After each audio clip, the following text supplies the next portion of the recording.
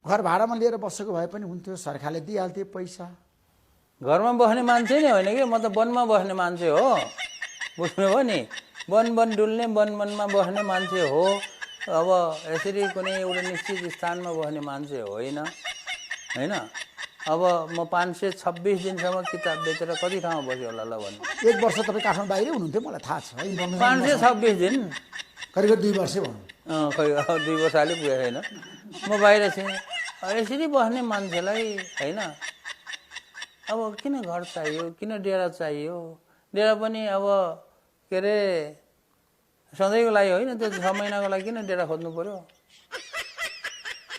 अनि अर्को कुरो, अहिले म चाहिँ के अरे कुनै मन्त्री क्वार्टरमा सरेको भए अथवा मेरो कुनै डेरामा गएको भए तपाईँ यहाँ आएर यसरी इन्टरभ्यू लिन पाउँथ्यो, मान्छेहरूले भेट्न पाउँथ्यो? म यहाँ बसेछु नि, तपाईँहरूले पाउनु भएको छ।